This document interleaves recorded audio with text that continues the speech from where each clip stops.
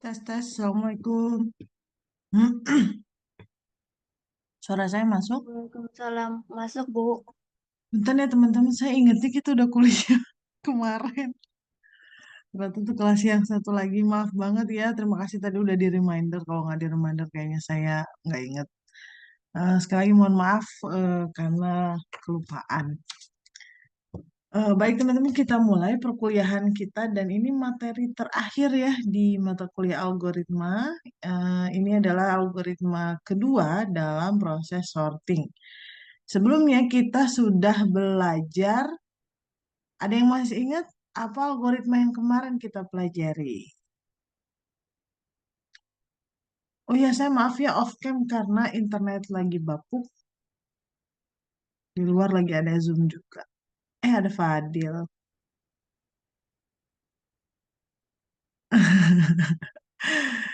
Ada yang ingat teman-teman algoritma sorting apa yang kita pelajari kemarin?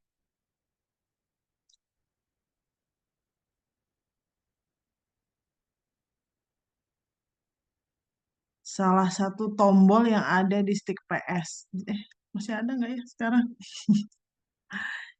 Yang kemarin kita pelajari adalah selection sort. Hari ini kita belajar insertion sort. Bedanya apa? Nah, yang kemarin selection itu dari namanya artinya select. We choose, we have to choose, memilih data mana yang paling kecil atau paling besar, kemudian kita tempatkan. Tempatnya sudah default ya, mulai dari paling kiri, geser ke kanannya, garis ke kanan, dan seterusnya. Ataupun dari paling kanan ke kiri, tergantung algoritma yang dibuat. Intinya tempatnya itu udah nggak dipertanyakan lokasinya, urut, ngurut ya. Yang dipertanyakan adalah data yang mana yang harus ditempatkan. Data yang mana itu adalah data ekstrim, minimum atau maksimum. Sebaliknya di insertion sort, eh, datanya itu udah jelas. Kita akan menentukan, oh data yang pertama ini harusnya di mana sih lokasinya? Oke, kita lanjut ke data kedua dan seterusnya. Makanya namanya insertion sort, because kita nggak tahu atau kita mencari tahu proses lokasi insertnya. Ya, insertion itu artinya lokasi dia diinsert di mana. Kalau ilustrasinya itu seperti teman-teman ketika mau memasukkan buku atau menyimpan buku di dalam rak yang sudah ada bukunya. Jadi kita tentuin nih, oh posisinya di mana biar tetap terjaga keterurutan tinggi bukunya. Nah ini contoh yang kemarin ya, intinya kita urutin. Ini udah kita pelajari kemarin dan mungkin saya highlight sedikit bahwa kita sepakat eh, kita akan menggunakan type in ya sebagai tipe array yang akan kita gunakan. Ini ya type in. Kemudian startnya dari 0 dan maksimumnya adalah 1000 data atau indeks 999. 999. Nah, apa sih metode insersi atau insertion sort itu? Jadi fokusnya mencari tempat yang tepat. Jadi tempatnya, kalau selection, tempatnya udah clear, tapi siapa sih yang mau ditaruh di situ? Siapa yang mau ditaruh paling kiri gitu. Kemudian dan setiap nilai dengan cara sequential search. Jadi kita searching ya. Pada dasarnya kita menelusuri dari depan sampai belakang sampai menemukan tempat yang tepat. Kemudian kita akan sisipkan nilai tersebut pada tempat yang seharusnya. Proses dilakukan untuk semua nilai yang ada. Nah, teman-teman bisa coba di link ini. Mungkin saya exit dulu. Ini bisa diklik nggak? Nah, ini ya. Oh bisa ya. Ini contohnya. Di sini salah satu ilustrasi yang bisa teman-teman coba. Ya Allah, internetnya bagus sekali. Di sini ya, teman-teman bisa lihat di sini ada beberapa metode. Ya, beberapa metode. Enggak. Ada. Jadi di sini ada bubble sort, ada cell selection sort, Ins itu insertion sort, mer itu merge sort, qui itu quick sort. Nah, terus ini random quick sort, ini counting sort, ini radix sort. Ini hanya beberapa sih algoritma sorting yang ada yang dasar ya. Nah, ini yang kita akan coba, ini insertion sort. Insertion sort itu contohnya seperti ini ya, ada data belum terurut, start dari nol dan kelihatan ya, ini bayangin aja nih buku teman-teman ya, buku yang tidak terurut naruhnya. Nah, kita pilih insertion sort, maka yang terjadi adalah, nah ini udah ada algoritmanya, dia lihat tuh ya. Jadi pertama dia cek nomor 4 ini lokasinya di mana. 17 ditarik, dia cari tempat yang tepat. 41 ditarik, dicari lokasi yang tepat. Terus 10 dicari.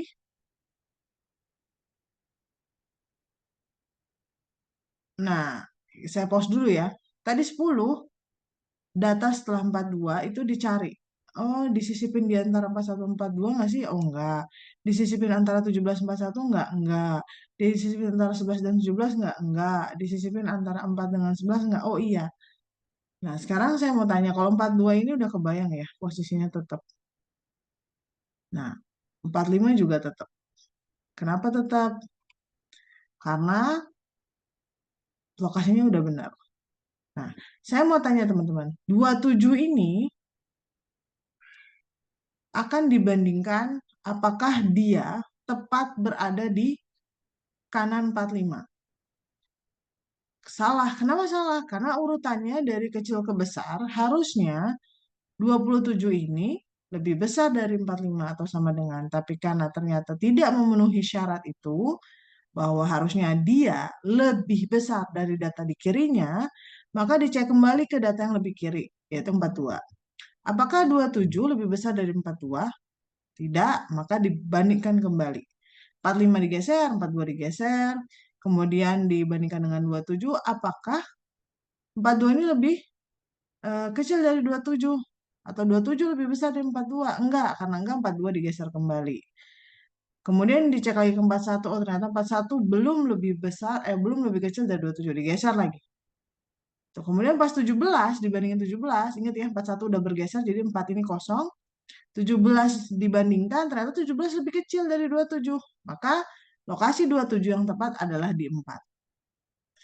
Gitu ya, teman-teman. Itu bayangin aja kalian lagi menggeser buku. Itu adalah proses dari insertion sort. Digeser, bandingkan. Nah, pas sama 17, oh ternyata tidak memenuhi. Maksudnya sudah memenuhi bahwa 17 lebih kecil dari 41, dari data yang kita insertkan tadi. Nah, ini teman-teman kalau mau mencoba boleh ada di slide, silakan divisualisasikan. Bedanya sama selection apa? Oke, kita review sedikit ya. Selection itu kita mencari nilai ekstrim. Jadi dari angka indeks 0 sampai 9 kita cari nilai paling kecil atau paling besar sesuai dengan kebutuhan. Kita lihat yang ini. Nah, dia nyari dulu kan, siapa sih yang paling kecil gitu. Oke, ketemulah. Ternyata 3 data paling kecil akan ditukar dengan 0. Data di 0. Berarti kan lokasi si 3 itu udah clear di 0. Gitu. Lalu di switch. Jadi selection itu di switch. Sedangkan kalau di insertion sort itu datanya itu sudah jelas. Kita mau mencari tahu 29 itu lokasinya tepat nggak di sini. Si 29-nya udah jelas, tapi lokasinya nggak jelas. Dan di insertion itu prosesnya bukan menukar, tapi menggeser data. Itu ya teman-teman, diingat-ingat perbedaannya. Selection itu adalah proses mencari nilai ekstrim, kemudian kita tempatkan di tempat yang ada, berurut dari awal sampai akhir, lokasinya udah clear ke lokasinya. Tinggal data yang ditaruh itu siapa. Sedangkan insertion sort itu, data yang akan diinsert itu clear. Cuma lokasi si data itu yang tepat di mana. Dan yang terlibat adalah proses penggeseran. Itu ilustrasi teman-teman, silakan nanti bisa dikunjungi websitenya untuk melihat. Nah, sekarang kita masuk ke ilustrasinya. Kemarin kita juga belajar pakai ini ya, ilustrasi seperti ini. Semoga lebih terbayang. Pertama, kita punya array. dari indeks 0 sampai 4. Kemudian kita ingin melakukan pengurutan secara ascending. Jadi nanti yang paling kecil ada di kiri, paling besar ada di kanan. Reminder kembali, I kita gunakan untuk indeks elemen pada array, N adalah jumlah data, dan PES itu tahapan. Di selection kemarin kita sudah belajar bahwa kita akan menemukan pattern antara PES, I gitu ya. Jadi nanti kita lihat apa sih pattern yang dihasilkan pada ilustrasi instruction sort sebagai modal kita untuk membuat algoritma. Nah, ini kondisi awal. Nah, di PES pertama kita akan menentukan apakah data 5. 5 udah pasti di sini ya, teman-teman nggak akan diperiksa karena yang dia saat sendiri nggak bisa dibandingin dengan siapapun. Nanti kita akan start dari data kedua. Gitu ya. Jadi pertama yang kita lakukan adalah data yang akan kita cari tahu lokasinya tepat atau enggak, kita simpan dulu ke temp. Kita selamatkan, kita copy. Setelah itu, kita akan bandingkan dengan 5. Karena ini ascending, berarti normalnya data di kiri 2 itu lebih kecil dari dia. Karena sekarang ternyata lebih besar, maka si 5 digeser. Gitu ya. 5 digeser, geser di sini maksudnya di copy ya. 5 digeser ke sini, jadi 2 tadi udah nggak ada, tapi 2 udah kita selamatin terlebih dahulu. Karena indeks yang kita bandingkan ke kiri ya, arahnya ke kiri itu cuma ada 0, ya udah selesai. Berarti nanti tinggal kita masukkan 2 ke lokasi 0. Gitu ya, teman-teman. Saya ulangi kembali.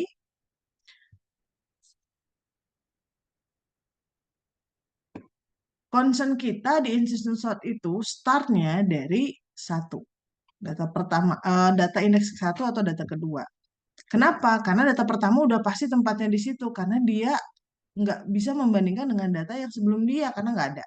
Maka kita start dari data kedua atau indeks pertama, lalu yang kita bandingkan adalah dengan data kirinya. Apakah data kirinya lebih kecil dari dia? Karena kalau ascending, harusnya data di kiri itu lebih kecil dari data yang saat ini sedang kita cari tahu lokasinya. Ketika kita bandingkan, ternyata 5 ini lebih besar. Oleh karena itu, 5 akan digeser. Sebelumnya, sebelum digeser, 2 sudah di-copy ke sini. Ibaratnya si bukunya tuh udah diselamatin dulu, lalu si 5 kita geser. Setelah indeksnya selesai, data yang kita bandingkan udah selesai, baru 2-nya kita tempatkan ke tempat yang tepat di saat proses pencarian lokasi berhenti. Seperti ini ya. Sehingga sekarang data 2 dan 5 itu sudah sudah terurut ya. Saat ini 2 dan 5 itu sudah terurut. Kenapa? Karena cuma 2 dan 5 data yang udah kita proses. Tapi bisa jadi nanti berubah kan masih ada data yang belum kita proses. Kemudian selanjutnya kita masuk ke PES kedua. PES kedua kita akan mengecek data selanjutnya yaitu si 4. Benarkah 4 lokasinya di sini? Gitu ya. Maka yang kita lakukan sama kita copy dulu ke temp ya. Kita selamatkan dulu si 4-nya baru kita bandingkan ke kiri mulai dari indeks 1. Apakah 4 ini lebih besar dari 5? Ya, apakah 5 ini lebih kecil dari 4? Karena tidak, maka data yang 1 harus digeser. Jadi sekarang 5 ada di indeks kedua. Kemudian lanjut dibandingkan lagi dengan indeks ke 0. Dibandingkan dengan 4. Apakah 2 lebih kecil dari 4? Oh iya, lebih kecil. Karena lebih kecil, maka selesai. Lokasi untuk menempatkan 4 sudah dapat, yaitu di panah biru ini. Gitu ya. Setelah PES kedua selesai, maka kita tahu data dari 0 sampai 2 itu sudah terurut. Kita masih punya 2 data lagi yang belum kita tahu lokasinya tepat atau tidak. Kita lanjut ke PES ketiga. PES ketiga, data yang akan kita cari adalah indeks ketiga. Seperti biasa kita copy dulu ke temp. Setelah itu kita bandingkan si 10 ini atau si temp ini dengan data pada indeks 2 sampai awal. Ya, jadi data yang dibandingkan di PES-1 atau indeks 3 kurang 1. Dibandingkan dengan 5, ternyata 5 lebih kecil dari 10. Karena udah lebih kecil, stop. Kita nggak perlu bandingin dengan 1 dan 0, teman-teman. Jadi kondisi berhentinya adalah ketika kita sudah menemukan data di mana data kirinya itu lebih kecil dari si temp. Artinya, oh udah tepat nih lokasinya. Nggak perlu dicek lagi ke 1 ke 0. Kenapa? Kalau 5 saja sudah lebih kecil, apalagi kirinya. Gitu ya. Maka ketika 5 ini sudah lebih kecil, 10 akan tetap di lokasinya atau di copy kembali. Data dari 0 sampai 3 sudah terurut. Sekarang data yang paling akhir. Kita cek apakah lokasinya tepat. Kita copy ke temp dulu. Nah, nilainya 8. Kemudian setelah itu kita bandingkan dengan indeks ketiga. Apakah 10 lebih kecil dari 8? Oh enggak, karena enggak 10 digeser.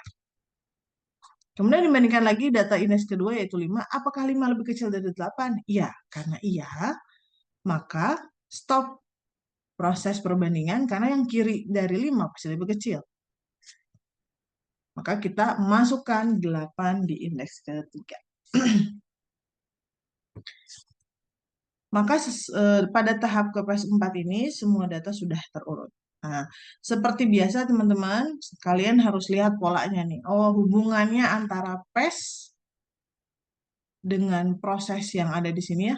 Nih yang kuning-kuning ini. Kemudian PES dengan proses pergeseran, PES dengan jumlah data itu apa? Sama kayak kemarin selection. Kalau dari sini kita bisa lihat, kita akan punya beberapa kesimpulan terkait pattern yang ada di insertion sort. Jumlahnya adalah jumlah PES ketika datanya N, ya ketika datanya misalkan 5, ternyata PES-nya 4. Kelihatan ya di sini tuh. Datanya ada 5 ya, walaupun indeks 4 ini datanya ada 5, tapi PES-nya ada 4, start dari 1. Cuma ada 4 tahap. Kenapa 4 tahap? Ada yang tahu nggak kenapa? Kenapa dia cuma 4? Padahal datanya 5. Ada yang tahu? Karena tidak ada nilai yang bisa dibandingin lagi, Bu. Yang mana? Siapa sih data yang kita nggak perlu bandingkan tuh? Data keberapa?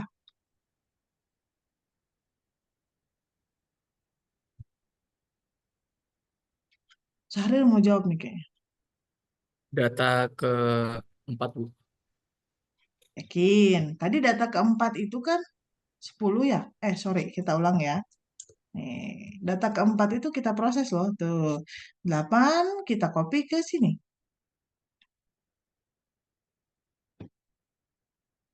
Kalau di selection, ya betul, data terakhir tidak diproses. Karena kita mencari nilai ekstrim.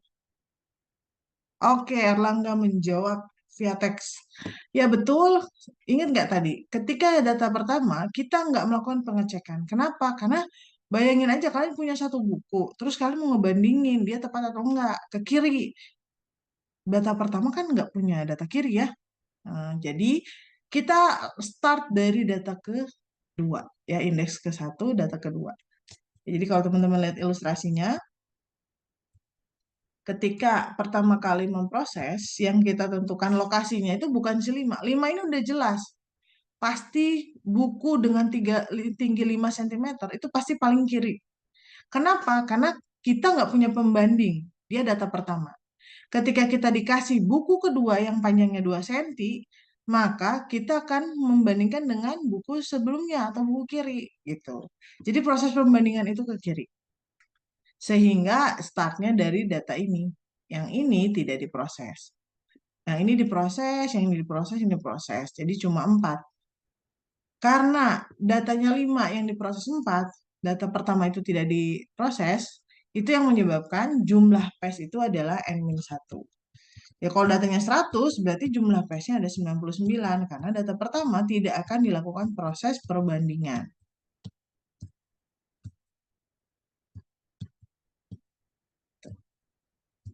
Itu ya alasannya kenapa sih jumlah PES itu N-1.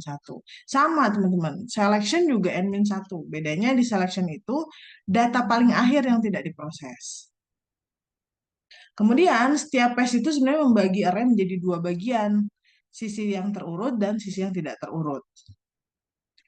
Nah, pada pas pertama, data pertama dianggap udah terurut. Ya, karena dia nggak punya pembanding dengan data sebelumnya. Setelah itu, proses sequential search dilakukan dari kanan ke kiri, di mana selama posisi belum ditemukan dilakukan proses pergeseran. Tapi di sini copy ya, gesernya kayak tadi ya. Proses pergeseran tuh yang mana? Yang kerasa banget itu ketika datanya ini.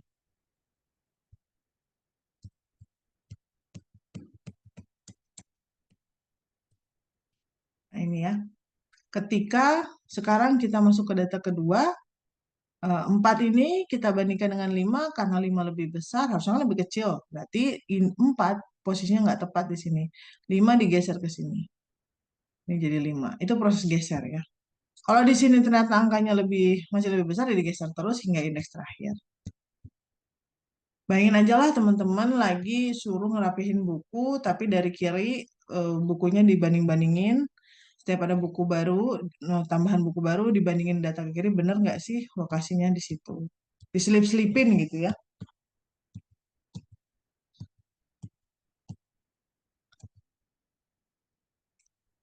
Nah, pada pengurutan ascending, pergeseran dilakukan apabila tem, yaitu data yang akan kita tentukan lokasinya, itu masih lebih kecil dari posisi indeks saat ini. Kita kan bandingin dengan kirinya ya. Kirinya kan mungkin datanya banyak. Jadi kita bandingin satu persatu. Dan kita stop membandingkan ketika kita menemukan ternyata elemen yang saat ini itu sudah lebih besar. Kalau di sini tem lebih kecil dari nilai elemen yang kanan ya.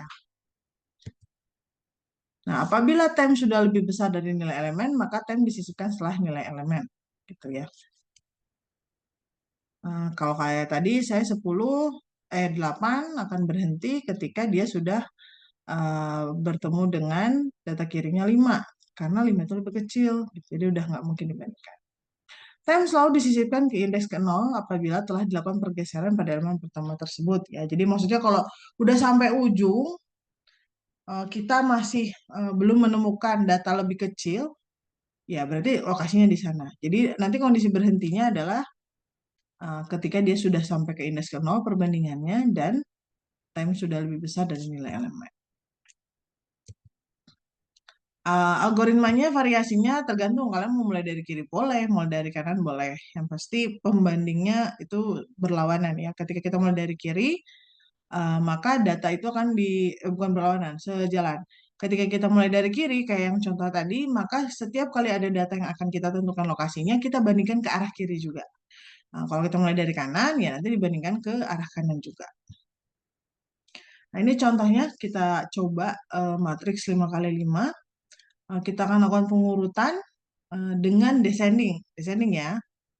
Tuliskan isi array setelah melewati suatu fase. Coba ada yang bisa jawab boleh di kolom chat. Tentukan PS1 isi datanya berapa, PS2 isinya berapa, PS3 isinya berapa, PS4 isinya berapa. Tadi tuh yang ngomong saya mau catat lupa lagi. Takut lupa. Tadi itu ada Dava sama lupa.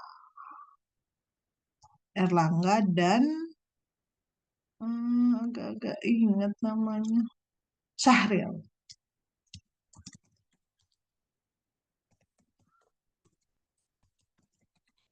Teman-teman boleh ya di chat. Coba kita lihat. Oh iya ya, nggak bisa di enter. Oke, kita mulai dari PS1. Ketika di PS1, berarti data yang kita bandingkan bukan 5 ya. 5 ini nggak dibandingin. Yang kita bandingin adalah 0.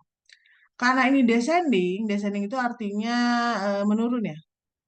Jadi dari besar ke kecil. Berarti kita akan selesai ketika data yang kita bandingkan itu ternyata lebih kecil. Mana sih di sini? Oh, lebih besar. Lebih besar dari kita, gitu ya. Nah, kita bandingkan 0 sama 5. Ternyata 0 udah lebih besar dari 5. Berarti sudah tepat ya lokasinya. Teman-teman descending ya, descending. Descending tuh besar ke kecil. Kalau yang tadi ascending. Kelihatan jawabannya. Jadi 0 kita bandingkan dengan 5. Karena ini descending, harusnya data itu kan di kiri lebih besar dari kanannya. Gitu kan? Nah, sekarang di kiri lebih besar dari kanannya. Berarti lokasinya 5 dan 0 udah tepat ya. Ini 2, 1, 9. Berarti ini udah selesai. Ini yang di time adalah 0 tadi ya. Oke, lanjut. Yang PES kedua. Ada yang tahu nggak PES kedua? Oh, Erlangga udah ngisi tuh. PES kedua yang kita bandingin adalah si 2 ini tepat nggak sih di sini secara descending? Jawabannya, coba saya lihat. 5, 2, 0, 1, 9. Kita lihat. Jawabannya ini sama ya rata-rata. Alhamdulillah startnya 5. Nah, kita bandingkan ke kiri. Apakah 0 lebih besar dari 2? Karena harusnya begitu kan? Ternyata tidak. Karena tidak, maka 0 digeser. Jangan lupa time-nya, 2-nya di copy dulu ke time. Diselamatin dulu. Maka nanti di sini ada 0, di sini 5.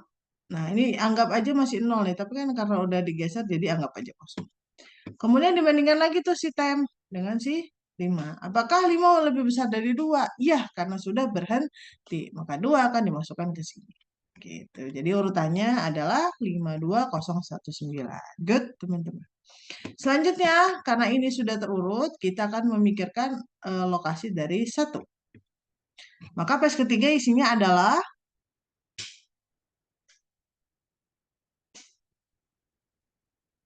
oke, good 52109. Kita cek ya. Pertama, 1 ini kita bandingkan dengan si 0. Apakah 0 lebih besar? Karena tidak, maka 0 digeser ke sini. Ini ada 0, tapi sebenarnya dia udah digeser. Terus, oh ya, lupa time-nya dulu.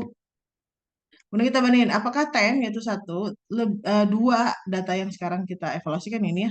Apakah 2 sudah lebih besar dari 1? Iya, karena sudah lebih besar berarti tidak ada dilakukan pergeseran. 1 masuk ke sini.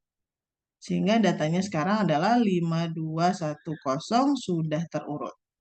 Di batch keempat, kita akan oke, good. Teman-teman yang di chat. Kita akan mau mengecek apakah sebenarnya lokasinya di sini benar apa enggak. Seperti biasa, kita bandingkan ke kiri dan berhenti ketika kita sudah menemukan data yang lebih besar atau sudah mentok. Kita bandingkan dengan 0. Karena 0 lebih kecil, oh ya, lupa lagi. Time kita taruh dulu ke, sebenarnya kita taruh dulu ke time, setelah itu baru kita bandingkan. 0 ini apakah lebih besar dari 9? Tidak, karena tidak, kita geser. Kemudian dibandingkan lagi, apakah 1 lebih besar dari 9? Tidak, berarti 1 kita geser. Apakah 2 lebih besar dari 9? Tidak, kita geser. Apakah 5 lebih besar dari 9? Tidak, maka kita geser. Nah, nggak ada lagi nih yang bisa dibandingkan, digeser datanya. Maka 9 masuk ke sini. Sekarang sudah terurut semuanya. Gitu. Oke, good teman-teman yang di chat. Nanti saya ini ya. Saya rekap di rekaman Zoom-nya. Ada rekapan kalau teman-teman menjawab di chat tuh enaknya ada rekapan. Asal namanya nggak alay aja ya mas, nggak inisial gitu-gitu, jadi susah dideteknya ini siapa gitu. Oke, sampai sini paham teman-teman prosesnya? Bayangin aja lah intinya buku digeser-geser gitu ya. Next, oh ini solusinya ya, tuh udah ada. Sekali lagi ini descending, hati-hati, aware dengan ini descending atau ascending. Nah, sekarang tuh buat NIM Anda, coba Anda kerjakan, terus jawabnya gimana tuh biar kayak Erlangga gitu loh, dia langsung jebret 4 baris gitu loh. Itu gimana caranya ya? Kayaknya di chat tuh bisa enter nggak sih? Enter itu artinya apa? Oh, shift enter tuh, teman-teman. Kerjakan NIM Anda, kemudian shift enter. Jangan enter, kalau enter nanti per baris keluarnya. Thank you Erlangga. Silakan coba kerjakan, minimal adalah 5 orangan gitu ya. Oh, berarti saya anggap, wah sukses banget nih kelas hari ini. Ascending apa descending, Bu? Oh ya, hmm, descending aja.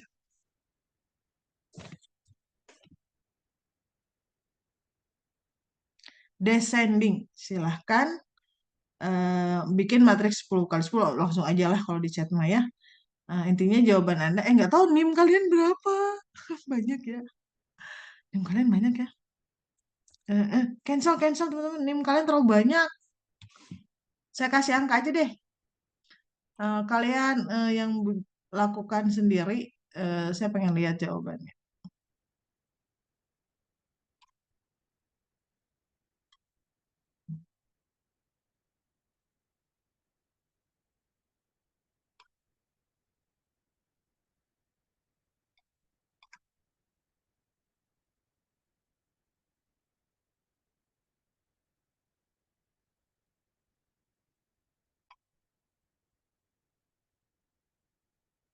Nah, ini datanya 10, 3, 14, 20, 7, 1. Tolong diurutkan secara descending. Nah, descending. Silakan.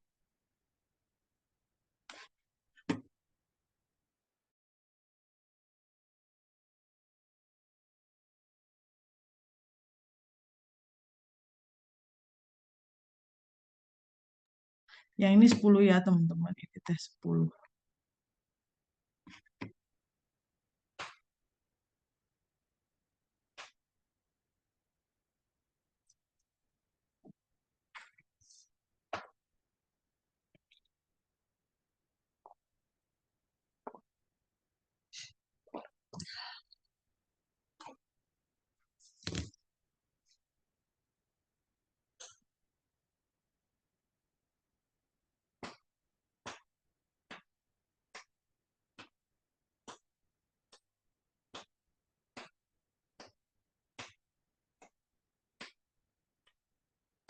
Oke, Erlangga udah masuk.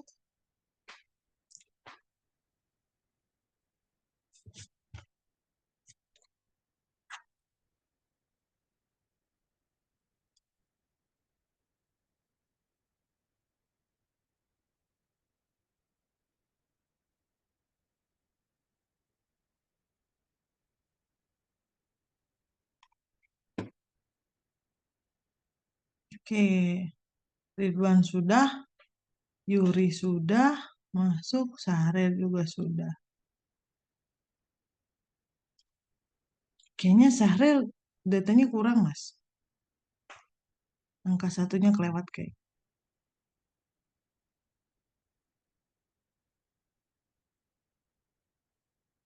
Mas Ridwan sadar nggak ya? Ke ini, apa, direct message.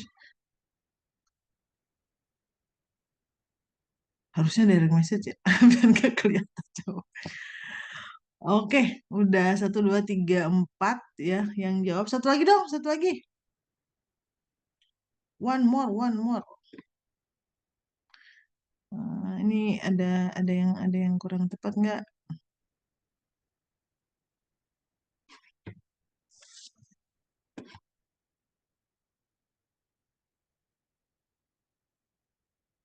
Nah, teman-teman, silahkan kalian bandingkan jawaban kalian dengan yang saya ambil sampling yang paling atas aja yang udah benar ya. Itu yang jawaban Mas Erlangga udah benar. Kalau kalian jawabannya beda dengan itu berarti salah. Ya, sesuai baris aja, sesuai PS1, PS2 sampai PS5. Ya, benar nggak ya? Ini ntar Mas Erlangga. Oh, nggak benar kok, udah saya periksa tadi. Oke, thank you Mas Dava. Ini cewek apa cowok nih? Helmina nih cewek cowok Mbak? Cewek cowok Mbak. Helmina Angeli. Oh, kayaknya ladies. Cewek Bu. Oh, siap. Saya punya mahasiswa dulu namanya Max Helmi. Helmi doang nggak pakai nasi kayaknya. Ingatnya tuh cowok. Oke, good guys. Ya nggak apa-apa Mas. Udah tahu ya urutannya, jadi semoga lebih lancar. Jangan lupa ya, standing descending itu penting banget. Kita lanjut. Nah, jadi intinya algoritma insertion sort itu apa sih? Nah, kemarin selection sort itu kita aware, wah ada dua proses nih Bu, yaitu proses pencarian nilai ekstrim, lalu kita tukar, swap atau switch. Nah, kalau di sini kita melakukan pergeseran nilai dan penyisipan, gitu ya. Jadi kita dari tadi tuh semua ngegeser-geser data yang belum tepat nih geser, belum tepat nih geser. Setelah ketemu itu kita sisip, kita sisipkan. Nah, ini algoritmanya insertion sort. Pertama, Ini tumben ya slide-nya ekstrim ini ya. Eh, cepet banget. Kemarin tuh enak yang selection tuh. Slide-nya pelan-pelan banget ya. Mungkin diasumsikan selection slide-nya udah oke ya kemarin. Jadi seperti biasa kita akan tentukan PES ya, di mana PES ini menentukan kontrol while yang terluar. Karena kita tahu tadi PES-nya itu n-1, maka startnya dari 1, ya tadi sesuai ilustrasi kita PES-nya dari 1, kemudian PES-nya itu akan berulang sampai data n-1. Makanya PES kurang dari semua n-1. Nah, kemudian I diassign dengan PES. Kenapa I diassign dengan PES? Kita lihat ya, kita contoh aja di sini deh. Kita bikin contohnya di sini. Aduh, banyak banget ya. Udah gini lah. 1, 2, 3, 4. Ini 10. 5. Ini 1. Ini 7. Ini berapa ya? 6. Misalkan ini kita mau secara ini apa nih? Kalau ini, ascending ya. Ascending. Kita ingat tadi PES pertama. Berarti kita akan melakukan perbandingan itu start dari 1. Ya. Jadi kita akan menentukan atau mengcopy data ke tem itu data indeks ke 1. Gitu ya. Berarti hubungannya adalah I itu sama dengan PES ya. Ini kan I nih. I itu sama dengan PES. Ketika PES-nya 1, startnya dari 1 gitu ya. Dan kita akan melakukan pergeseran. Nah, pergeserannya yang hijau. Dan kita tadi sepakat ya bahwa kita berhenti atau terus mencari kalau belum mentok dan belum menemukan data yang kirinya itu lebih besar atau lebih kecil tergantung dengan algoritmanya. Kalau ini ascending, maka selama si tem itu masih lebih kecil dari data yang sedang dibandingkan. Data yang dibandingkan bukan I-nya ya teman-teman. I ini adalah data yang akan kita tentukan tempatnya, sedangkan yang kita bandingkan kan kirinya, berarti I-1. Ya, makanya ini I-1. Jadi selama I masih lebih besar dari 0, artinya I belum mentok, dan tem saat ini, misalkan kalau tadi itu C5, itu masih lebih kecil dari data di kiri, maka yang kita lakukan adalah menggeser. Ya, yang digeser siapa? Ya, data yang kiri ya. Si data yang kiri digeser ke kanannya. Nah, I-1 digeser ke I. Kemudian I-nya kita lanjutkan ke sini, mundur ke kiri. Makanya I-1. Nah, setelah salah satu kondisi di sini terpenuhi, entah udah mentok, entah kita sudah bertemu kondisi di mana tem sudah lebih kecil angkanya daripada data yang kirinya, maka selanjutnya kita tinggal assign si tem tadi yang sudah diselamatkan, C5 itu ke posisi I. Nah, karena ini yang kirinya tuh udah sesuai dengan harapan. Kalau ascending berarti ini sudah lebih kecil daripada 5, misalkan di sini 2 gitu ya. Maka sudah ketemu, maka kita assign si tem ke AI. Lalu kita lanjut ke next ke PES selanjutnya. PES-nya di +1. Gitu ya. Jadi yang hijau ini adalah proses kita menggeser data di kiri karena belum sesuai harapan. Setelah sesuai harapan, baru kita sisipkan data tem yang kita selamatkan tadi atau yang kita cari tempatnya ke posisi A ke I. Itu asal muasal adanya algoritma ini ya teman-teman. Bisa jadi kalau teman-teman googling beda ya. Kenapa beda ya? Mungkin dia startnya dari 1. Bisa aja kan? Kalau startnya dari 1 otomatis algoritma ini sudah berbeda ya. Itu contoh saja. Jadi nanti Bu, kalau saya nanti mau jawab soalnya dengan algoritma saya sendiri, di mana algoritma itu masih menggunakan prinsip insertion sort boleh? Boleh. Dengan catatan teman-teman hati-hati. Sebuah algoritma itu diberi nama karena memang dia punya karakter khusus atau proses khusus yang berbeda dengan proses lain. Outputnya sama semuanya, sorting gitu. Jadi ketika nanti disuruhnya insertion sort, kalian jawab selection sort, salah. Kalian jawab insertion sort tapi tidak menerapkan konsep insertion sort. Ternyata itu merge sort atau quick sort yang kalian juga nggak aware gitu ya. Mungkin kalian belajar dari mana gitu, oh ini algoritma sorting dipelajarin aja. Nggak bisa ya. Karena di algoritma searching maupun insert tidak lagi hanya sekedar kalian mencapai tujuan, searching aja atau insert saja. Tapi teman-teman bisa membedakan antar tahapan algoritma. Ya, jadi insert sama select tentu berbeda.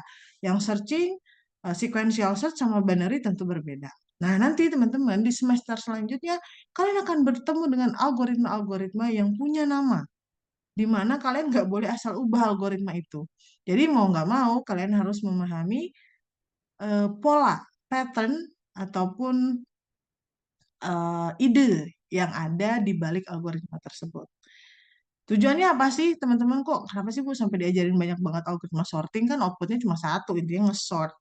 Karena teman-teman nanti kan nggak mungkin ya cuma sekedar menjadi programmer yang menerapkan algoritma yang sudah ada ke kehidupan sehari-hari.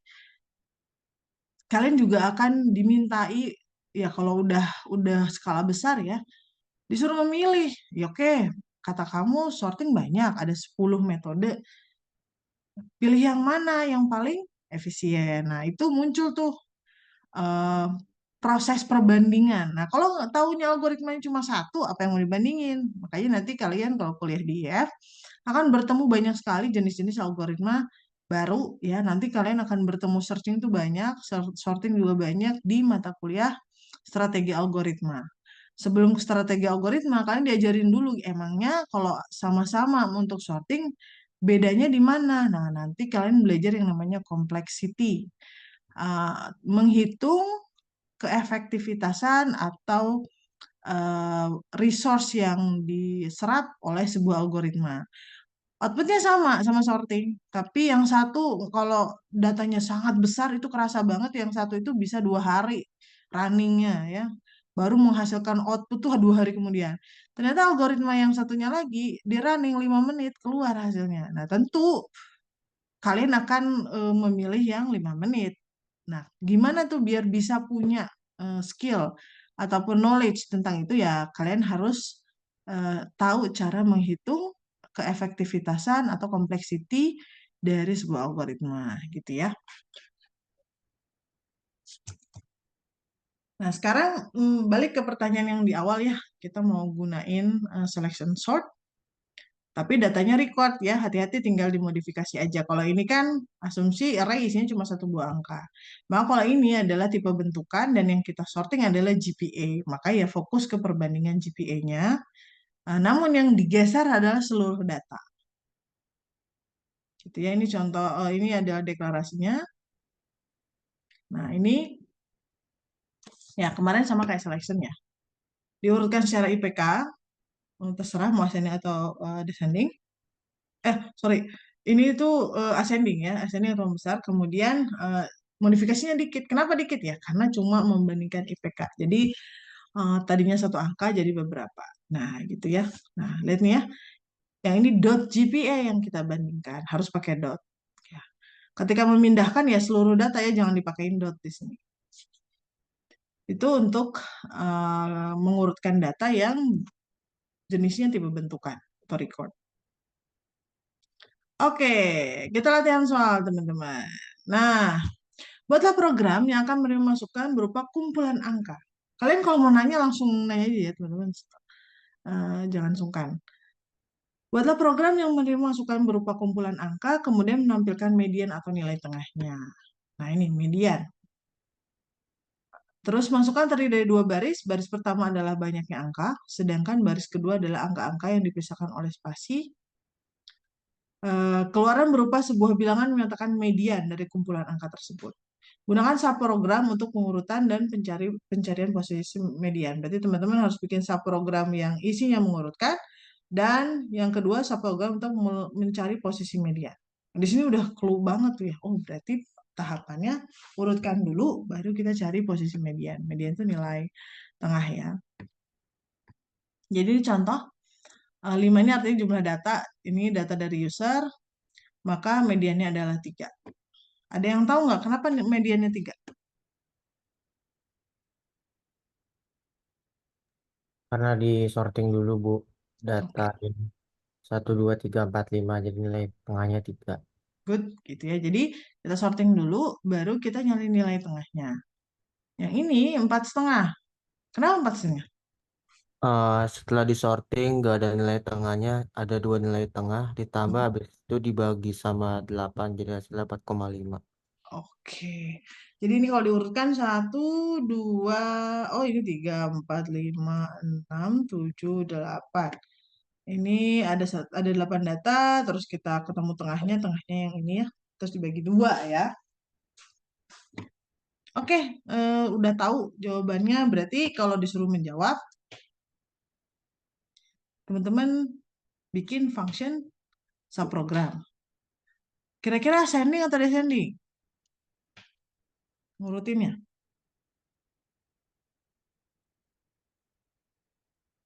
Ascending, betul. Betul, dari kecil ke besar. Nah, masalahnya teman-teman kalau dapat soal kayak ginian dan basic matematik teman-temannya lupa gitu ya. Karena kan kalau PJJ itu ya, usianya beragam gitu ya. Bahkan yang sangat sudah senior dibandingkan saya tuh ada yang sudah lupa median teh apa gitu ya. Nah, itu nggak enaknya kalau di soal. Tapi saya sampai detik ini sih kalau bikin soal saya asumsikan kalian lupa dengan matematik, kalian lupa dengan rumus-rumus gitu ya. Nah, jadi selalu saya sertakan rumus karena fokusnya bukan ke menghafal rumus, tapi bagaimana menerjemahkan rumus tadi menjadi sebuah algoritma untuk menyelesaikan masalah. Gitu ya. Oke, jadi udah kebayang teman-teman jawabannya tinggal bikin function atau prosedur yang isinya adalah algoritma ini. Nah, ini pas lagi asetnya. Tinggal kita bikin yang ini, kemudian ketika mencari nilai tengah, gimana teman-teman cari nilai tengah? Ayo, ada yang bisa bikin algoritmanya? Mencari nilai tengah.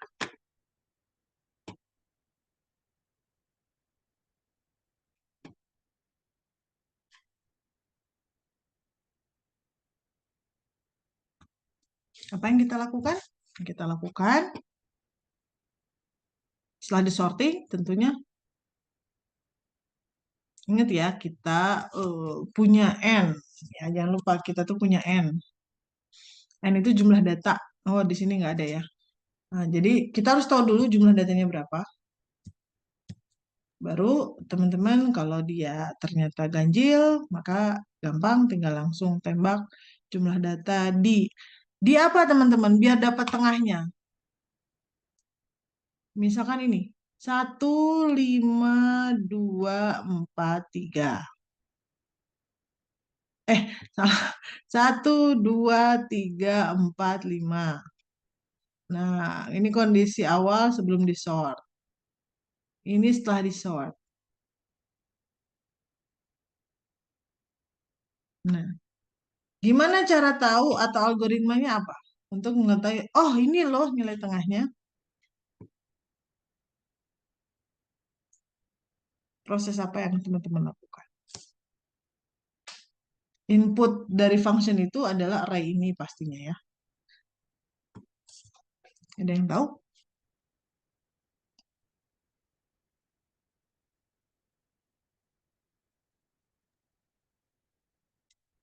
Mungkin pakai logika if, Bu.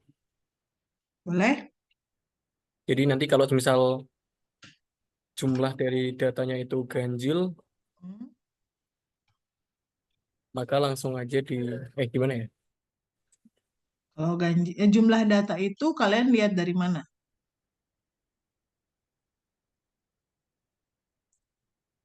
Ada gitu jumlah data? Atau kita harus cari dulu?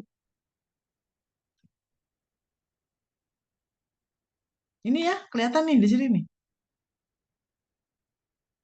Jadi ini nanti dijadikan parameter variabel global boleh, variabel yang selalu menempel di array boleh. Terserah teman-teman mendesain algoritma. Karena udah diketahui berarti kan 5 nih datanya. Gimana kok tahu tengahnya 5 data tuh di sini, tengahnya 8 data tuh di situ. Nah, tadi udah ada clue kita melakukan proses pengecekan if jika jumlah datanya ganjil, makanya yang belum nih. Maka apa?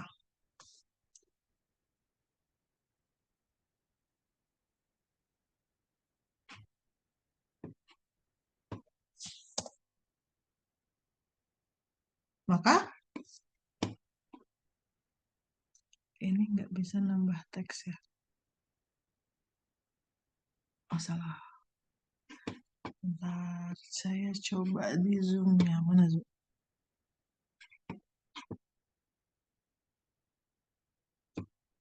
Nah, ini. Ini kelihatan nggak teksnya? If, kelihatan nggak?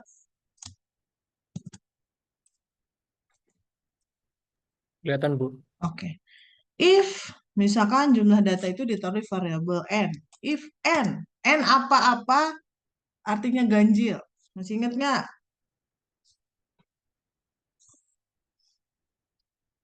Apa ciri dia ganjil? Mod 2 Mm-mm, tidak sama dengan 0. tidak sama dengan 0. Dan kalau dia ganjil, maka Kalau ganjil, kalau menurut saya hasil dari ganjilnya itu di misal hasil itu kan 8 datanya ya, mm, atau 8 lah. 8 dibagi 2 itu 4 ya. Nah, mm, supaya cari nilai tengahnya itu karena itu nilainya ganjil, nilainya genap, berarti ada 2 nilai kan ya. mm. Mungkin bisa diambil indeks yang keempat sama ditambah 1, 4 tambah 1 jadi 5, diambil nilai dari indeks ke, sebentar. N div 2 plus 1, Bu. Oke, berarti misalkan nama array-nya tab ARR. Ini kita return aja ya. Di return tab ARR, indeks berapa nih? Asumsi N div udah 2 terurut. plus 1. N Div 2 plus 1. div 2 plus 1. Coba kita cek. Kalau datanya ada 5, maka yang diambil adalah 5 div 2. 5 div 2 berapa? 2. 2 plus 1 berapa? 3. Berarti yang diambil adalah indeks ke 3. Berarti 4 dong yang keluar. Nih, yang kanan. Mungkin kalau menurut saya N div 2 dikurang 1. Coba kita kurang 1. N div 2. N-nya 5. Div 2. 5 div 2. 2. 2 kurang 1, 1. Berarti indeks ke 1. Angka 2 dong. Kelewat lagi tuh. N div 2 aja Bu, nggak lagi. Oke, betul. Kita nggak perlu ngurang plus atau kurang ya. Kenapa? Karena indeksnya dari 0, teman-teman ya. Ini makanya hati-hati. Karena kebetulan indeksnya dari 0, maka nggak perlu di plus atau di minus. Terutama di plus kali ya. Jadi langsung aja N div 2. Berarti else-nya kalau digenap. Else. Echo else. Langsung, return-nya apa?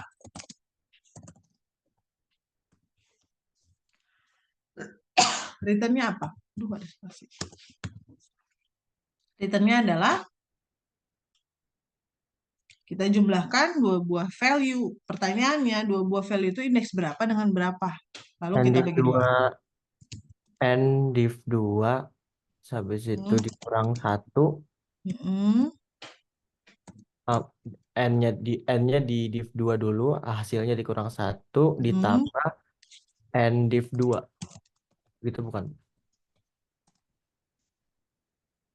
Ini, Ya. tes aja. Kalau misalkan datanya genap, berarti contohnya di contoh sini 8. Kalau teman-teman bingung, gampangnya lihat contoh ya. 8 di div 2, 4. 4 kurang 1, Maka itu 3. 3. Berarti data 01 ketiga. kalau itu kan indeks saya, berarti datanya 4. Ah, 01, 2, 3.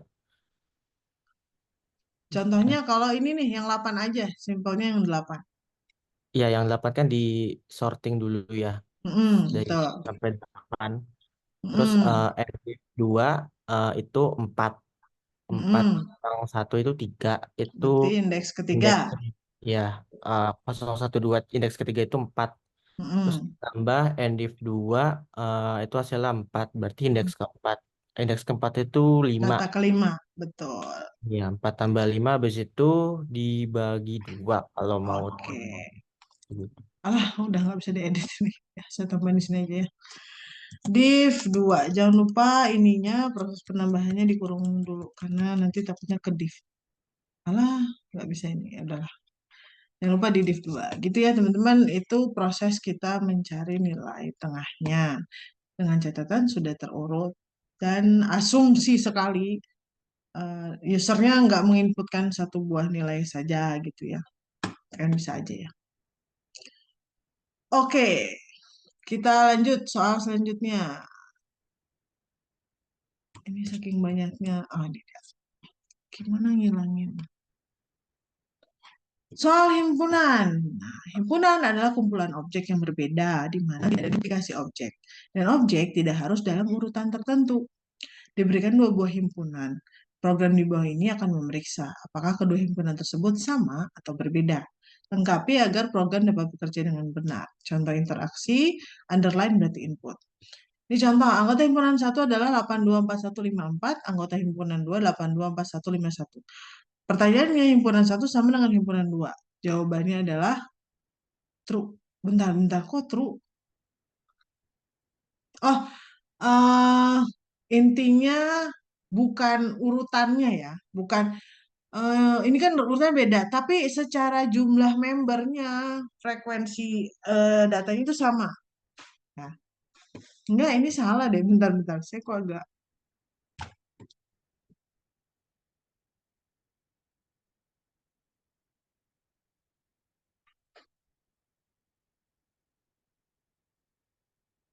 ada yang nemu nggak? Kalau ini, Itu udah bener, Bu. Soalnya kan yang di duplikasinya dieliminasi. oh ya ini ada keterangannya, ya elah. Oke. Intinya kita lakukan proses cleaning ya, kalau di bahasa algoritma text processing itu kita cleaning datanya biar unik gitu ya, betul banget. Thank you. Jadi datanya consist of data yang sama. Yang ini terdiri dari 82415, yang ini terdiri juga dengan 82415 gitu. Itu true. Yang ini false, yang nomor 3 false dikarenakan ada kemunculan 4 di himpunan pertama, ya. Di himpunan kedua nggak ada 4. Gitu. Nih ya, ini nih. Kok nggak bisa di... oh. Kelihatan lah ya. Nih, di sini ada 4, di sini nggak ada 4. Nah, ini false karena 8241. Oh, di sini ada 5 nih. Ini ada 8. Gitu ya. Di sini input berakhir. Nah, ini hati-hati. Input berakhir pada saat ada input yang duplikat. Ya, contohnya ini 4. Stop. Kenapa stop? Karena duplikat. Dengan ini. Yang ini juga sama. Dia stop karena duplikat. Ini stop karena duplikat dengan itu. Nah, gimana prosesnya? Teman-teman sudah diberikan arahan nih untuk melengkapi function prosedur ini. Pertama, sudah ada definisi Nmax-nya yaitu 37. Kemudian nama array-nya adalah T himpunan. Di mana T himpunan ini adalah tipe bentukan. Di mana dalam T himpunan terdiri dari array, yang nama array-nya adalah anggota. Oh, bentar, ini nggak ada. Oh iya, benar. Anggota. Jadi nama himpunannya anggota, teman-teman. Tapi nama tipe bentukannya adalah T himpunan. Kemudian dia di dalam T himpunan sudah melekat panjang. Ya, jadi kemanapun variabel bertipe T himpunan, dia akan selalu melekat informasi panjang datanya. Nah, enak tuh kayak gitu. Pertama, diminta untuk membuat prosedur baca masukan. Kemarin sudah kita pelajari dan sudah ada yang jawab juga. Di mana parameternya adalah set adalah T himpunan. Berarti dia memiliki array dan panjangnya berapa. Kemudian setelah proses baca masukan selesai, artinya nanti si himpunan tadi sudah berisi data di mana inputan user itu berhenti ketika datanya pernah ya duplikat. Bedanya di sini dengan yang kita pelajari kemarin, yang kemarin itu berhentinya karena apa ya? Saya lupa. Yang jawab tuh Erlangga ya kalau nggak salah. Menginputkan data ke dalam array. Karena Kan, nol. Nol. karena apa? Nol ya, oke. Bener nggak sih Erlangga yang jawab? Jangan salah, maaf ya kalau salah. Eh, Kalau kemarin berhenti ketika user nginputin nol, kalau sekarang berhenti ketika dia duplikat. Nah, ada yang tahu logiknya gimana sih ngebuat input berhenti ketika duplikat? Nah, ada yang punya ide?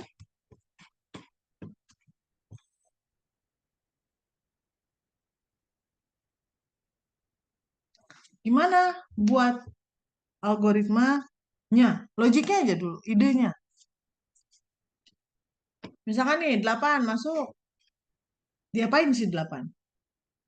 2 masuk, diapain sih 8? Kok lanjut ke 4? Di input dulu, Bu, udah di input, lalu dicek di penampung himpunannya. Kalau nggak ada berarti di input, tapi kalau dia udah ada berarti inputannya berakhir gitu. Oke. Berarti ngerasa nggak di situ tuh ada proses apa? Ketika ada data yang di input user, nggak langsung untuk memutuskan berhenti atau enggak, kita tadi apa bahasanya Mas tadi?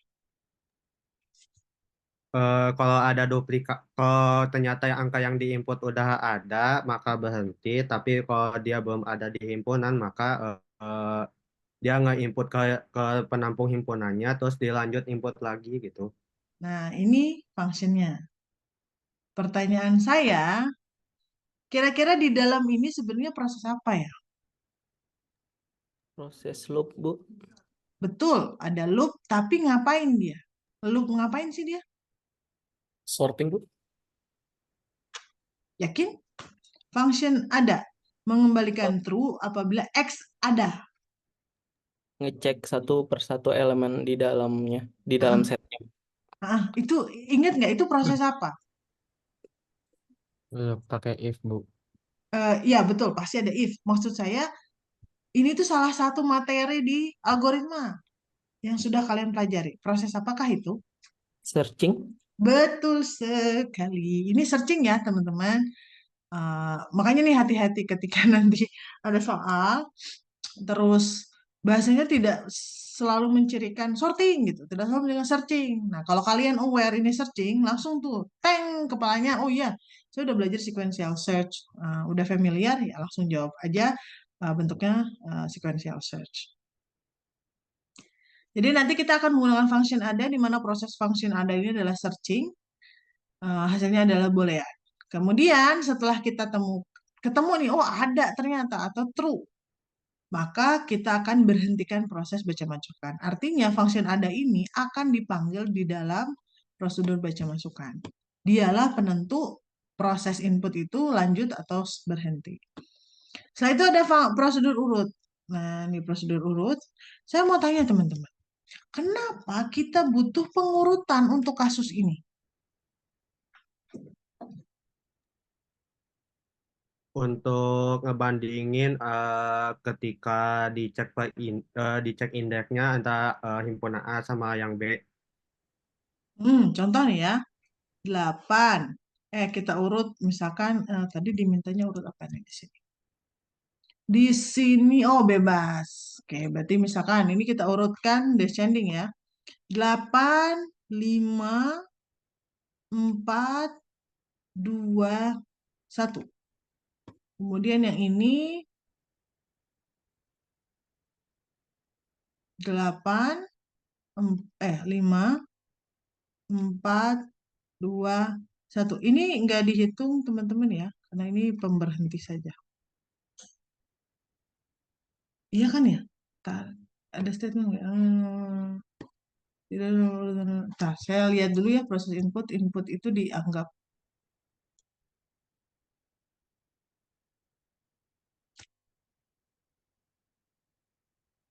8, 2, 4, 1.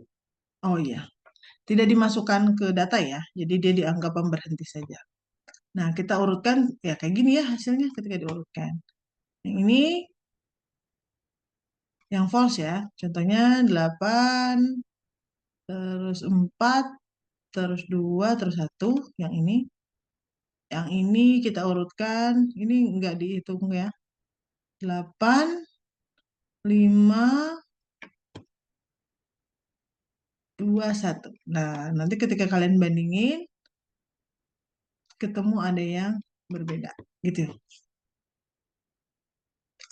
Logiknya gimana, Bu? Logiknya, teman-teman, ketika sudah punya dua buah array ini yang sudah tersorting, tinggal bandingin sesuai lokasi indeks. Indeks 0 dibandingkan dengan 0, indeks 1 dengan 1, dan seterusnya.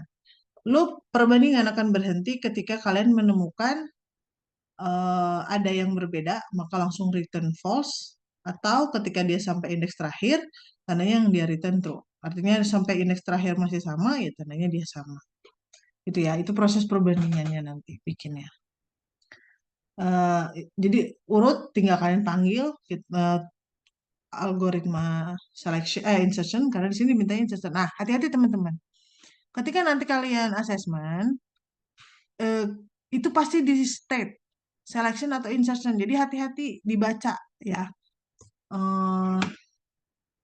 Jangan nembak aja gitu ya. Khawatirnya salah. Nah, function sama itu adalah proses kita membandingkan tadi ya. Kalau urut mah ya tadi insertion sort. Udah deh selesai baru kita lakukan pemanggilan di main programnya. Jadi ini silakan lengkapi dan panggil di main program. Nah, ini soal bunga. Buatlah sebuah tipe array of string dengan jumlah elemen maksimum sebesar 1000. Array ini akan digunakan untuk mengelola nama-nama bunga. Masukkan terdiri dari beberapa baris. Baris pertama adalah bilangan bulat yang menyatakan jumlah data yang akan diisi. Baris selanjutnya adalah nama bunga yang akan disimpan ke dalam array. Gunakan underscore sebagai pengganti spasi dan nama bunga selalu diakhiri oleh titik. Keluaran terdiri dari n baris yang menampilkan nama bunga terurut secara ascending atau membesar berdasarkan panjang dari karakter nama bunga tersebut. Nah, ini salah satu modifikasi teman-teman.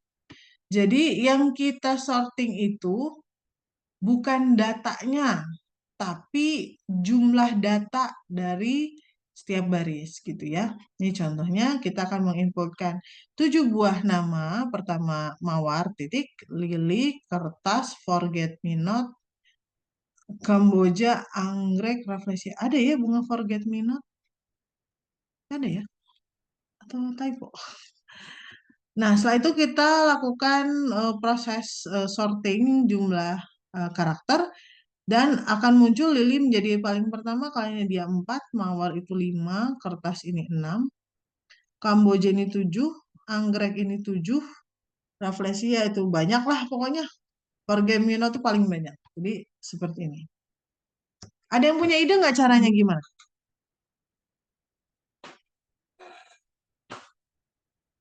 Diapain dulu?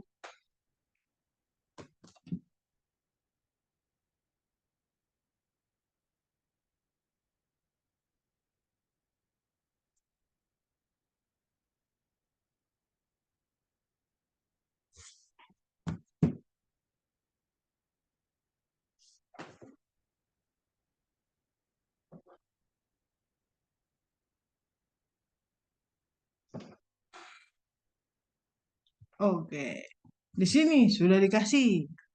Alhamdulillahnya ya. Jadi kalian tinggal merangkai puzzle-nya. Pertama kita diminta untuk membuat function panjang. Ya, fungsinya buat apa ya? Untuk menghitung setiap nama bunga. Ya. Kemudian kita urutkan. Nah, yang kita urutkan apa sih? Data yang panjang ini sebenarnya. Kemudian nanti ini ada isi ya, yang ini di awal ya. Kemudian ditampilkan. Udah deh. Sebenarnya yang kita sorting itu adalah si panjang. Jadi ketika mengurutkan ini, teman-teman, keywordnya adalah, hati-hati ya, yang diurutkan adalah panjangnya. Jadi bukan bukan data di dalam stringnya, tapi panjangnya aja. Silakan kalian pakai tambahan tempat atau apa silakan. Ini yang Olimpiade. Sebuah program digunakan untuk menampilkan pemeringkatan tim-tim yang ikut serta dalam suatu Olimpiade. Terdiri dari beberapa baris. Baris pertama adalah bilangan bulat yang menyatakan jumlah tim yang berpartisipasi. Kemudian setiap baris pada n baris berikutnya adalah string T, G, S, dan B, di mana T adalah nama tim, G, S, dan B adalah peran medali gold, silver, dan bronze. Bentuknya dibentukkan. Nah, keluarannya adalah n baris, di mana masing-masing barisnya adalah nama tim dan perolehan medalinya yang terurut berdasarkan perolehan poin, di mana rumus perolehan poin adalah seperti ini. Ya.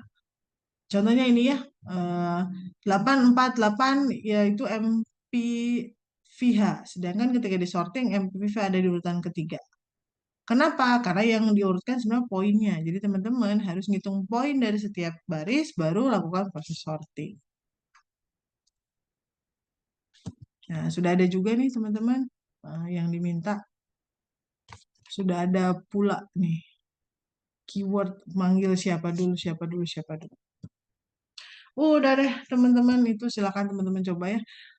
Pada dasarnya soal ini pasti ada sorting. Bedanya ini nih ya, sorting. Kalau udah dengar kata sorting tuh enak teman-teman. Udah dengar kata searching, kalian tuh udah nggak usah pusing lagi logiknya gimana. Sorting, selection ya gitu-gitu aja. Sorting, insertion ya gitu-gitu aja. Bedanya tinggal apa yang di sorting, apa yang di searching. Nah, mungkin yang akan sedikit menggali otak teman-teman itu ya, logik teman-teman itu malah di soal selain sortingnya. Ya, soal-soal pelengkap atau function prosedur pelengkap sebelum atau setelah pemanggilan sorting itu sendiri. Kayak isi array, nampilin array, terus ini ngitung poin. Gitu ya. Sama kayak tadi yang soal nomor pertama, yang himpunan, itu membandingkan dua buah himpunan, dua buah array, kayak gitu ya. Tapi minimal sekali lah kalau ditanya ini, teman-teman bisa jawab. Jadi kalau soal ini, ya bagi saya ya, soal ini, mana poin yang paling besar? Karena ini CLO3, ya yang paling besar nilai sorting ini. Terlepas nilai sorting ini paling gampang misalkan, karena kalian udah tahu kalau nggak select ya, insert gitu. Maka nilai yang paling besar yang akan saya berikan adalah di sini. Terlepas, mungkin ya, ada function prosedur yang lebih rumit secara logik gitu ya. Misalkan kayak tadi lah, gimana sih caranya membandingkan dua buah array? Misalkan itu rumit lah. Dia cuma satu loop, tapi dia logik, ya dia logik. Nilainya itu nggak akan sebesar nilai sortingnya, tapi dia akan menjadi pelengkap kalau teman-teman mau dapat nilai yang excellent ya, kayak A. Jadi kalau sekedar bisa bikin algoritma sorting, oke lah ya, B gitu. Tapi ketika bisa mengkombinasikan algoritma sorting untuk menyelesaikan masalah dengan function prosedur logik lainnya, berarti levelnya A gitu. Berarti bisa memanfaatkan, bisa menentukan logik tahapan proses penyelesaian masalah gitu. Dan bisa jadi from scratch ya, bahkan nggak dikasih tahu ini. Nah, itu lebih keren lagi. Tapi bagi dosen itu jadi riweuh ya, karena kalian pasti akan menghasilkan berbagai macam jenis function prosedur yang beda-beda. Begitu. Ada yang tanyakan sampai sini, teman-teman? Oh iya, for your information, this is our last meeting. Ya, kalau tidak salah untuk yang sinkron. Saya pribadi mengucapkan banyak terima kasih atas atensinya. Jujur, oh, saya dulu ngaji RPJJ angkatan pertama tuh sepi banget. Yang hadir juga nggak banyak ya, paling satu, dua. Pernah saya berapa kali itu cuma satu orang yang hadir. Alhamdulillah sekarang semakin aktif teman-teman PJJ-nya ya, semakin aware dan semakin ini sih kerasa banget kalau kemandirian teman-teman PJJ itu terlatih gitu, karena dosennya juga kan nggak selalu ada ya di malam hari. Tapi teman-teman jadi bisa lebih nge-explore sendiri, mandiri gitu, itu yang saya salut. Di tengah-tengah ada yang bekerja atau urusan, beda waktu ya dengan sini, dengan tempat teman-teman.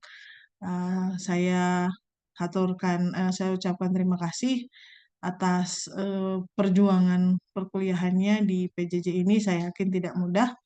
Dan mata kuliah algoritma ini juga salah satu mata kuliah yang menjadi ketakutan ya kalau di mahasiswa IF pada umumnya. Semoga di teman-teman PJJ tidak, apalagi yang sudah ngelotok ya di kerjanya. Semoga ilmu yang ada di mata kuliah ini bisa menambah sedikit dari ilmu-ilmu yang sudah teman-teman dapatkan di dunia kerja ataupun di dunia sehari-hari. Jangan lupa masih ada tugas, teman-teman. Oh ya, tugas datangnya kapan? Tugas itu dipresentasikan di minggu 15. Ini minggu 13. Nanti minggu 16-nya asesmen. Tapi karena PJJ kan fleksibel ya. Jadi nanti akan ada proses janjian dulu. Ya harapannya maksimum pekan 16 sudah clear karena nilai harus sudah keluar. Di PJJ lumayan agak cepet ya. Jadi kalau ditanya deadline-nya kapan? Ya deadline-nya pekan 15. Tapi apakah presentasinya pekan 15? Bisa jadi pekan 16 karena kita cari jadwal janjian dulu. Defaultnya nanti presentasinya minimal banget ya, ini defaultnya itu pasti di jadwal kuliah dan jadwal praktikum. Karena asumsi teman-teman semuanya sedang tidak ada kuliah lain. Sisanya nanti mungkin bisa fleksibel karena nggak mungkin selesai dalam 6 jam doang gitu, nggak mungkin tugas presentasinya. Per orang kan lumayan tuh, setengah sampai 45 menit tanya jawabnya. Nanti dokumen tugasnya akan dikumpulkan di AMS, baru nanti presentasinya janjian. Sesuai jadwal teman-teman dan saya maupun asisten dosennya. Sifatnya sinkronus, teman-teman, jadi mau nggak mau harus tatap muka online. Ya, agar lebih mudah dalam mengecek pemahaman teman-teman terkait apa yang teman-teman kerjakan. Itu mungkin dari saya. Tugas Apro enggak, sama teman-teman, tugas yang di kelas itu sama aja dengan tugas yang di praktikum. Nggak ada 2 tugas. Mungkin cuma pembahasannya aja kali ya berbeda. Kalau misalkan ada yang ngerasa kok beda sih antara yang di praktikum dengan yang Bu Fani sampaikan di aturan, dikonfirm aja ya ke saya di WA, boleh di grup gitu ya kalau ada yang bingung. Sama aja kok, bedanya di lab praktikum itu membantu proses teman-teman mengerjakan tugas besar. Itu. Ada lagi yang mau ditanyakan teman-teman? Kita kuliah masih ada pekan 14 ya, pekan 14 nanti kuis. Pekan 15 itu presentasi tugas. Pekan 16 itu asesmen CLO 2 dan 3 sekaligus. Ya, CLO 2 jangan lupa searching ada 2 algoritma, sequential dan binary search. Sorting ada 2, selection dan insertion sort. Itu yang udah pasti teman-teman harus kuasai adalah keempat algoritma itu. Minimal sekali ya menguasai 4 algoritma itu. Ada yang ditanyakan teman-teman? Cukup? Oke, cukup ya. Sekali lagi saya ucapkan terima kasih. Dan saya pribadi mohon maaf, banyak sekali kekurangan saya di perkuliahan ini, terutama suka lupaan, setting deadline, lupa gitu. Karena memang baru sekarang nih Kaprodi yang baru ya, sangat fleksibel, alhamdulillahnya meminta men-setting deadline itu harus sesuai dengan masa CLO-nya. Dulu kan enggak, ya seminggu. Seminggu tuh ada dosen yang ngasih seminggu tuh udah keren banget, kuis seminggu gitu. Dulu saya pertama kali ngajar PJJ, kuis itu ya 2 jam saat itu juga gitu.